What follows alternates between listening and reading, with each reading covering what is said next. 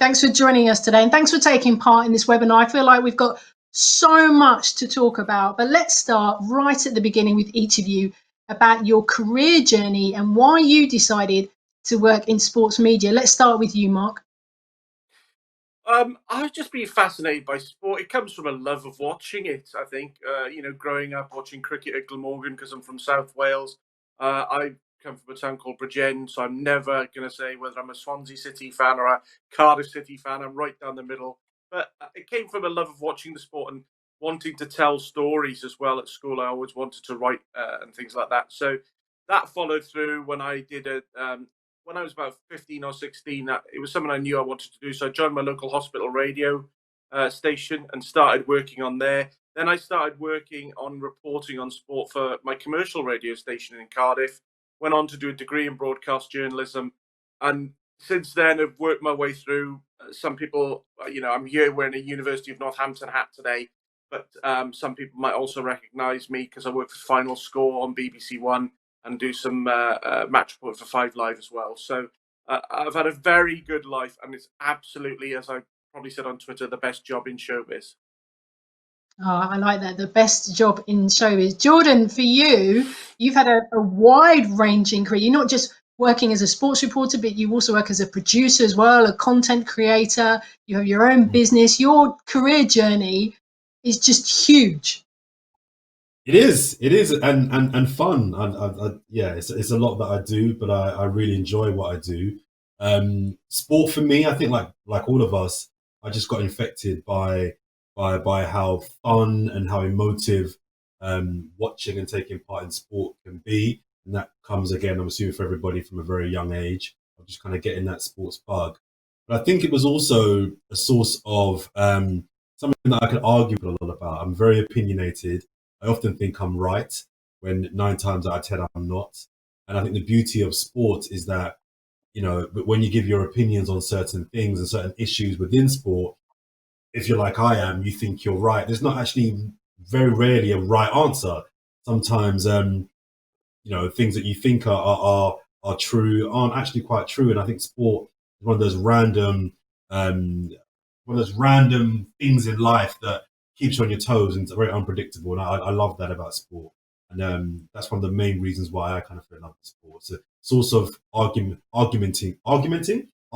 for me. I like arguing, but also I like the unpredictable nature of what sport can bring. Susie, I feel you and I have had similar career paths in the sense that we started out doing something different in the very beginning, and now we are working in our dream roles. Because when I was doing my prep about you, I mean, you've worked as a subby, you've worked as a digital designer, you've worked as an artist. You started out in PR like me, PR and communications, working as a campaigns and comms officer. What made you decide that you wanted to be a sports writer? We go back even further than that, and my degree is actually in architecture, so it's been a really, really strange journalism. But I think one that was, like there were always it could have gone that way. Always Arsenal from when I was a little. Would go to the parade, the 98 double parade, the Invincible parade, go to games, would watch Arsenal ladies train opposite my flats when I was, like kind of 4, 5, 6 years old. It's always been around sport. Read the back pages, I'd pick up the Mirror from my dad on Sunday mornings, bring it home. I would read the sports pages, but I never ever considered that as being a job that people could do or would do, if that makes sense. It just never crossed my mind that was an option for me.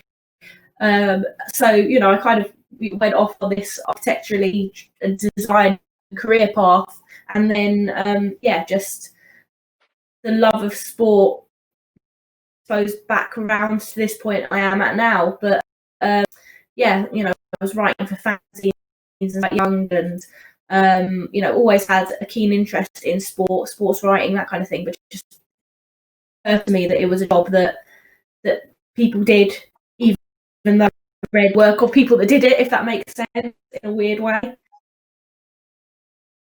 Yeah, absolutely. Because I mean, it's fascinating, isn't it? Listen to all three of you about the different ways that you've worked your way, if you like, into sports media? Because I said I started out in public relations. I go even further back than that, and I did silver service.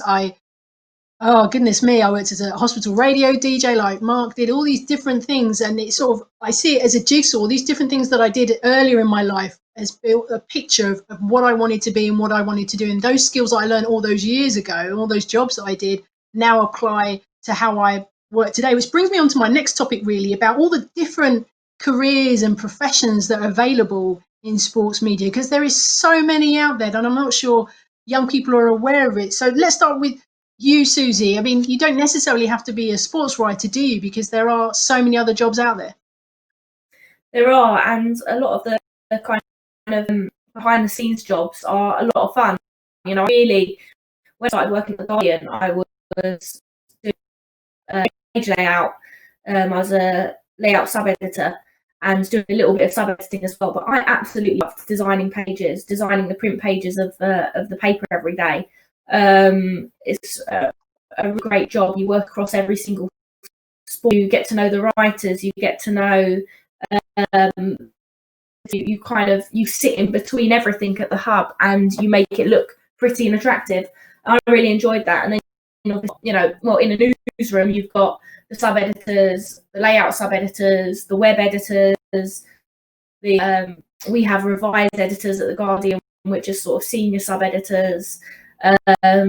Have various reporters at different levels, and there are so many different aspects you can go into. Social media for big papers and broadcasters as well. Hugely important job. Video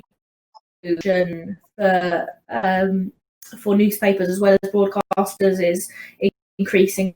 So yeah, there's a whole host of jobs you can get into, and I always found it really important to have early on to have my finger in as many pies as possible. So stage when I was working 5 days a week doing digital design, not on Sunday Times, then on the weekends working the Observer shift at the Guardian on Saturday, and then doing a evening course 2 weeks, 3 hours. That's 3 hours on a Tuesday and 3 hours on a Thursday evening, learning motion graphics, just to keep my finger in as many different pies as possible.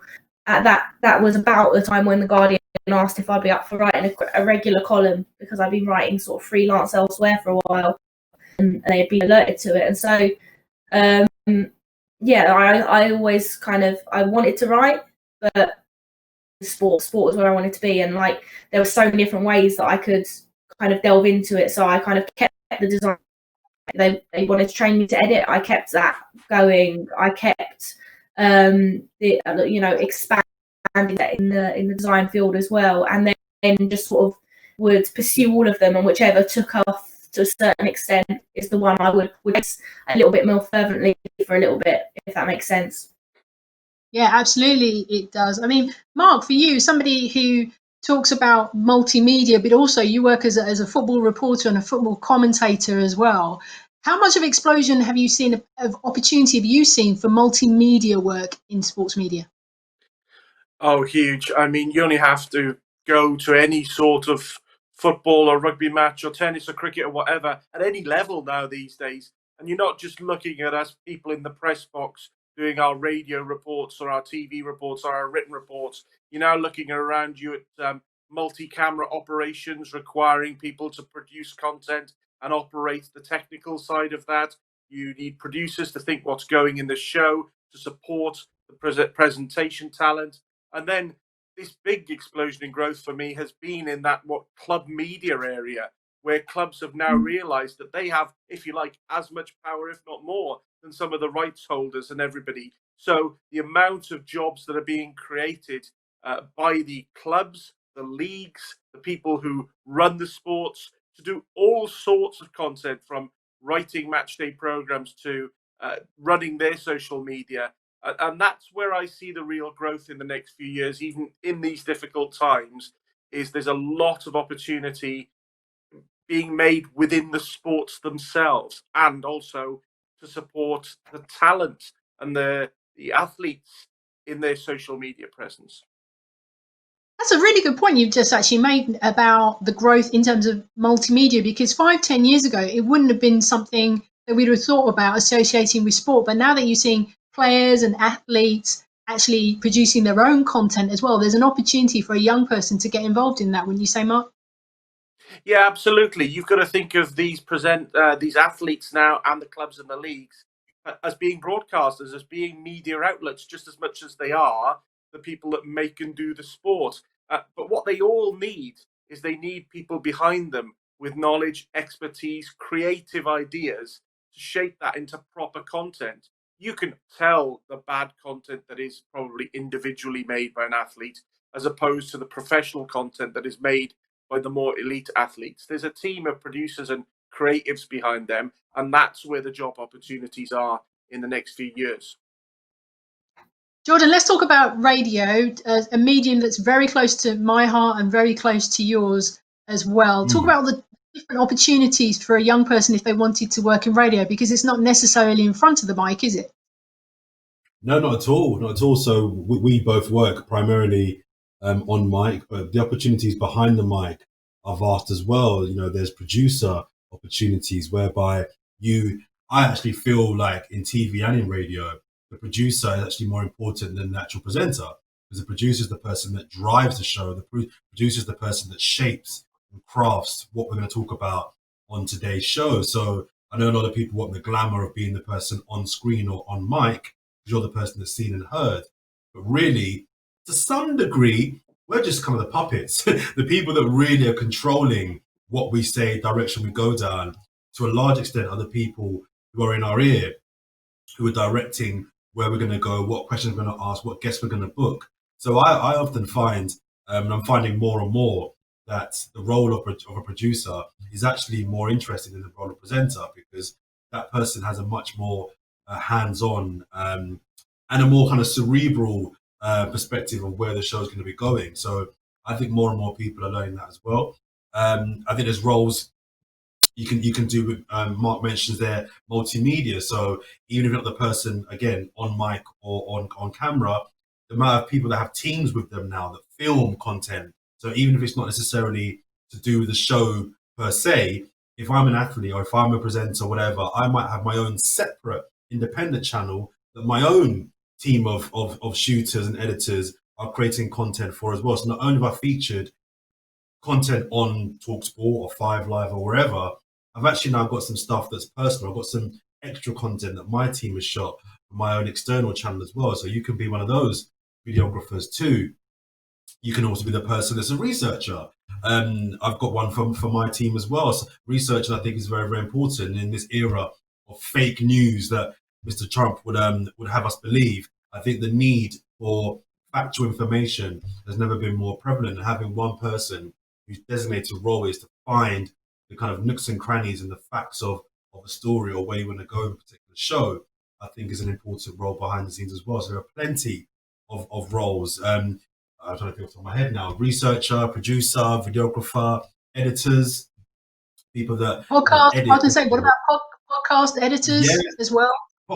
podcast is probably the biggest medium that's exploded in the last kind of 10 years. I think I read an article. I did read an article about 2 or 3 years ago that said the biggest explosion in any area of business since the last credit crunch from 2008 has been the explosion of podcasts. The podcast industry is so lucrative, and it's for people that maybe don't want to be on screen. Not everyone wants to be on screen. Some people want to have their views heard and want to present, but they don't want to necessarily be seen. And I think the podcast is a very, very kind of happy medium between television and radio itself. And it's easy to do. You can literally start a podcast in an hour. Just do a tutorial, have a laptop, have a phone, and you're good to go. So there are so many roles that kind of come with radio / podcasting that aren't just on the mic, as you mentioned, behind the mic and off the mic as well.